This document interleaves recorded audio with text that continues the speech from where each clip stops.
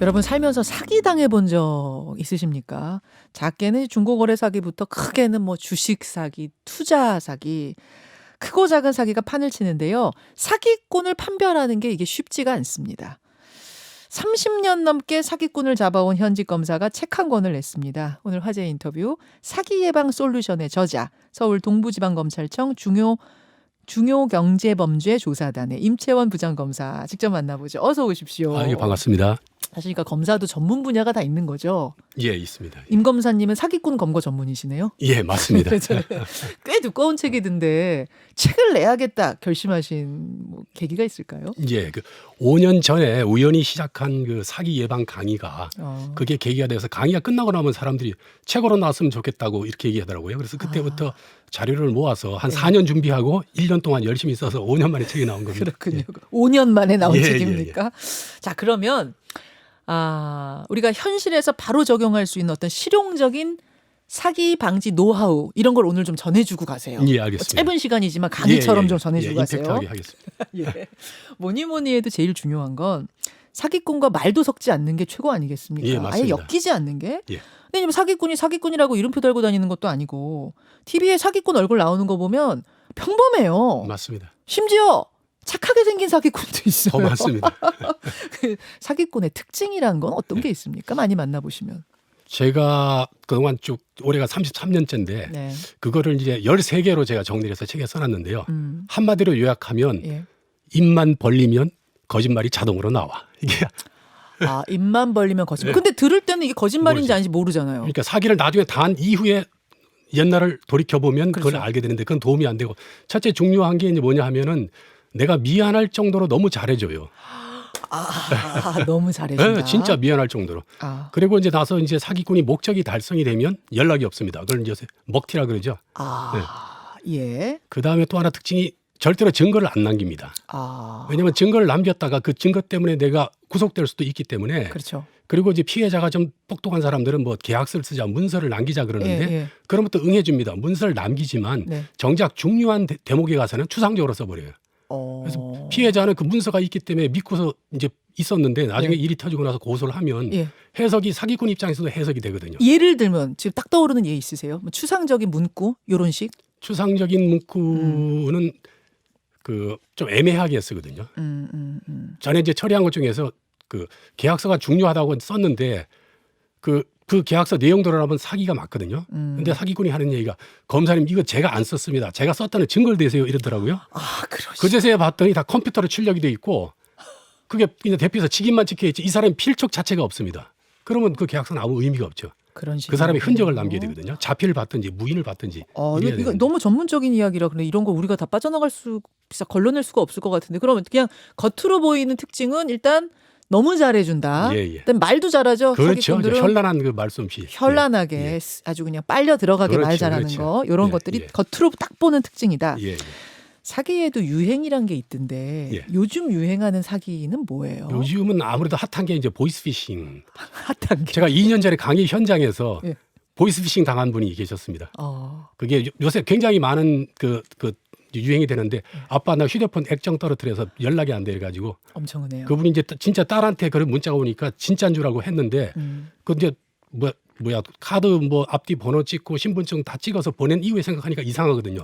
그제서야 딸한테 전화하니까 딸이 아니에요. 그래서 얼른 확인했더니 벌써 360만 원어치가 상품권 구매에 다 나갔습니다. 이제 그런 것들. 그다음에 또 하나가 이제 최근에 제가 작년 9월 달에 받았는데 그 초저금리 대출을 해준다 그러면서 그 문자 많이 오지 않습니까? 스미싱에. 그걸 보면은 과거하고 다르게 요새는 보이스피싱 주의 사항까지 적혀 있습니다. 4가지나 적혀 있어가지고.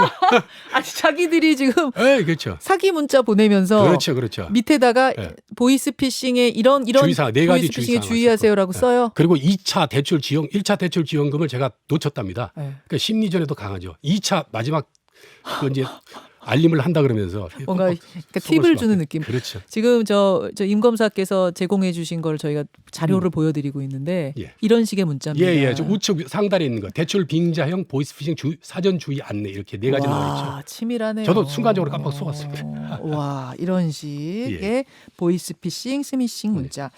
그런데 뭐 퀴즈 하나를 좀 준비해 오셨다는 게 뭐예요?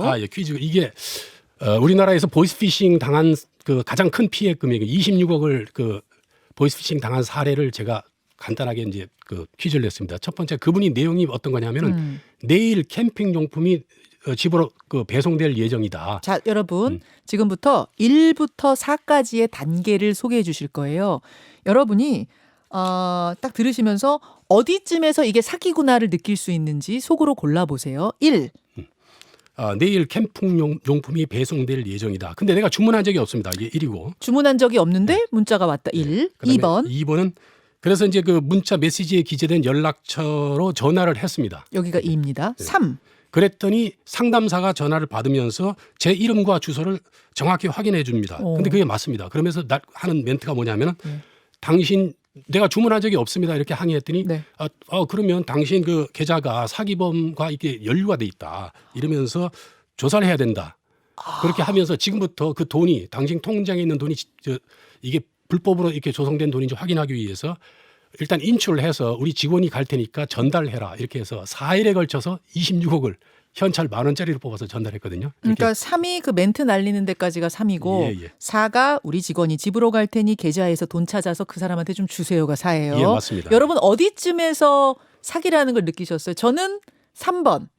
정보가 유출돼서 범죄에 연루됐습니다. 여기서 저는 딱 느꼈는데. 예. 괜찮은 거예요? 아닙니다.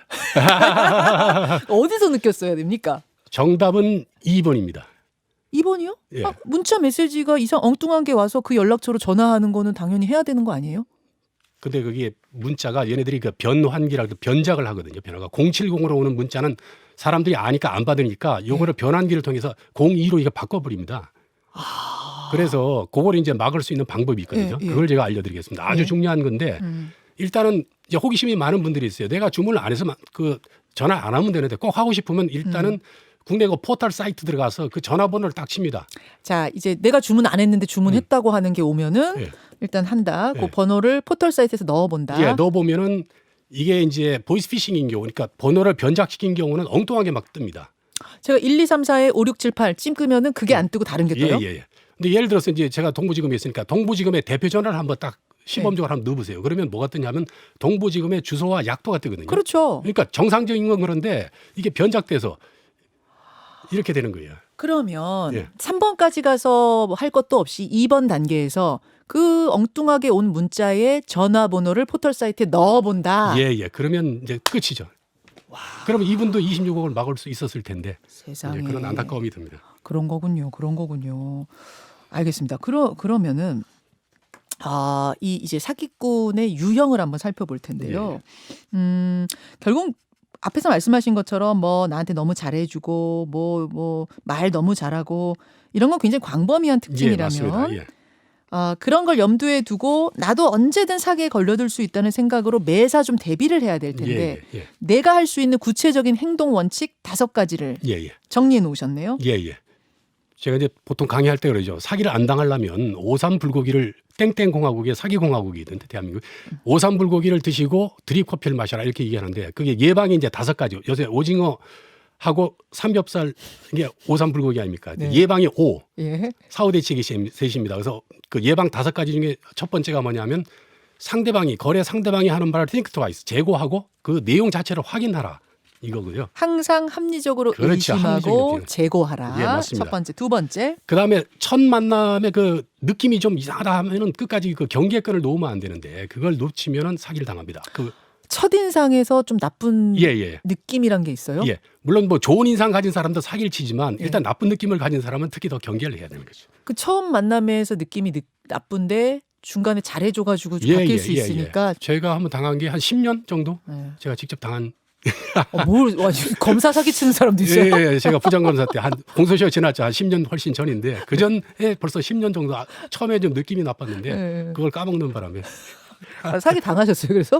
금액은 안 크지만. 그래서 그 이후부터 사기 사건을 보면 남의 사건 같지 않더라고요. 굉장히 소탈하신 분이에요. 검사도 약간 부끄러운 얘기지만. 자, 세 번째는요. 세상에 공짜가 없다. 파격적 고수익 보장.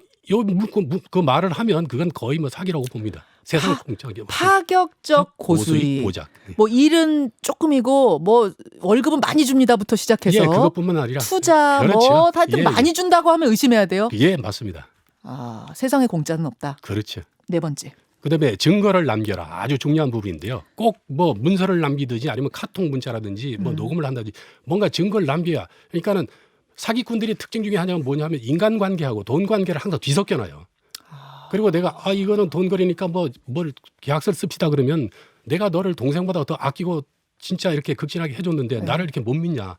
너 앞으로 너하고 거래 안 해 이러면 또 이게 약해져요 사람이. 근데 그걸 극복을 해야 돼. 그래서 저는 그거를 사기꾼이 최면을 건다 이렇게 얘기하거든요. 그거를 극복해야 사기를 멸할 수가 있습니다. 되게 중요한 부분인데 예. 인간관계와 돈관계를 섞어버리는 예, 그렇죠. 특징이 있다. 예, 예. 그렇지만 돈 얘기가 나오면 아무리 믿고 의지하고 뭐 신뢰하는 사이라 할지라도 뭐를 남겨야 한다. 예, 맞습니다. 반드시 써라. 예. 그럴 때 그럼 좀 민망하잖아요. 그런 말하기가. 그럼 그렇게 해야죠. 내가 좀 강박증이 있다. 뭔가를 남겨. 이거 사기꾼이 너를 못 믿어서가 아니라 내가 그렇죠. 나의 문제다. 내가 좀 이상해서 그래. 그렇죠, 혹은 그렇죠. 우리 부모님이 그렇게 하라고 가르쳐가지고 그래. 뭐 이런 식으로. 약간 결벽증 내지는 강박관념이 있어가지고 좀 이해해달라 이렇게. 되게 좋네요. 그 방법. 자, 다섯 번째. 다섯 번째는 이제 반대 문서를 남겨라. 요건 내가 지은 용어인데요. 뭐냐면 우리가 많이 쓰는 게 다운 계약서 있죠. 네. 실제 계약서하고 다른 어떤 탈세를 한다든지. 근데 다운 계약서를 그냥 이렇게 허위로 써줬는데 그걸 가지고서 실제 그런 내용이 있다는 걸 전제로 해서 소송을 건다든지 고소를 해옵니다. 제 책에는 한 7가지를 실제 많이 일어나거든요. 네네. 7가지를 소개했는데 그래서 네. 그것 때문에 뭐 몇십억이 그냥 뭐 이렇게 돈을 잃게 되는 사람도 있고요. 너무 가슴이 아파서 제가 별도로 항목을 해서 근데요. 했습니다. 이렇게 조심을 해도 저희도 가끔 방송 사고 날 때 보면은 뭐 준비를 안 하고 대비를 안 해서가 아니라 뭐에 씌듯이 날 때가 있거든요. 네, 맞습니다. 네. 그것처럼 철저하게 예방한다고 해도 뭐에 씌듯이 사기를 당할 때가 있어요. 사기를 당했다 하면 그 순간부터는 사후에 어떻게 대처해야 하는지 대처법 알려주세요. 그게 바로 사후 대책 3가지입니다. 3가지. 첫 번째가 뭐냐면 사기임을 내가 알았으면 빨리 포기를 해야 됩니다. 포기를 하라고? 신속히 포기. 그게 무슨 말씀이세요? 내가 아는 분이 이제 그 10억을 빌려줬는데 네. 사기자 공소시효가 10년이거든요. 네. 오늘 내일 뭐 이렇게 쭉 가다가 공소시효 끝난 뒤에 고소하려고 그랬더니 안 돼요. 그래가지고 3, 4년 뒤에 다시 나타나서 이번에 진짜다. 4억을 추가로 빌려주면 옛날 10억 원까지 주겠다. 그래서 또 4억을 또 줬어요. 이게 물귀신 작전이지. 그때 빨리 손절을 했으면 되는데 이게 사람이랑 그게 마음 같지는 쉽게는 안 되지만 한 번 더 믿어보면 뭐가 더 오지 않을까 이런 거 생각하지 말고 그러면 손절한 다음에 그 다음은요? 그거는 이제 돈을 더 이상 신고해야죠. 빌려주지 말아야죠. 4억 그러니까 10억 더 그냥 찾으려고 그러다가 4억까지 추가로 이제 됐고. 네. 그다음에 두 번째가 이제 신속히 빨리 고소를 해야 됩니다. 네. 왜냐하면 요거는 이제 예를 들어서 부부간에는 형 면제라 이제 그 재산범죄 사기죄에 대해서는 처벌을 못하지만 형제간인 경우는 그 범인을 알겠는데 그러니까 사기임을 안 때로부터 6개월 안에 고소를 해야 돼요. 친고죄가. 그리고 보이스피싱도 30분 안에 신고하면은 돈을 돌려받을 수 있다면서요. 골든 타임이라 그래가지고요. 100만 원 이상 이제 보이스피싱을 당했을 경우는 그게 이제 자동화기기, 현금 인출기라든지 이런 데서 100만 원 이상은 30분 안에는 바로 인출이 안 돼요. 그러니까 30분 넘겨야 인출되도록 그렇죠. 보이스피싱 때문에 막아놨어요. 그렇죠. 골든 타임. 그 안에 이제 신고를 하면 이제, 알겠습니다. 이제 찾을 수가 있죠. 예. 여러분 특히 그 보이스피싱 관련된 거는 골든 타임 30분이라는 거 잊지 마시고 바로 신고하셔야 된다는 거. 와, 검사님 오늘 되게 짧은 시간 안에 유용한 정보들 많이 주셨어요. 감사드리고요. 한 20초 남았는데 전국의 사기꾼들에게 한마디.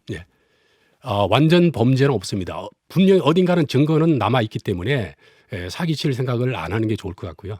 피해자들에게는 제발 좀 증거를 남기고 합리적인 좀 의심을 해서 좀 안 당했으면 좋겠습니다. 왜냐하면 수사기관은 한계가 있거든요. 그래서 예방만이 살 길이다. 이렇게 말씀드리겠습니다. 오늘 대단히 고맙습니다. 감사합니다. 감사합니다. 김현정의 뉴스쇼는 청취자 여러분의 참여로 이루어집니다. 트위터, 페이스북, 레인보우 게시판, 그리고 단문 50원, 장문 100원의 유료 문자 샵 1212, 우물정 1212 통해 참여하실 수 있습니다. 김현정의 뉴스쇼, 여러분과 함께 만듭니다.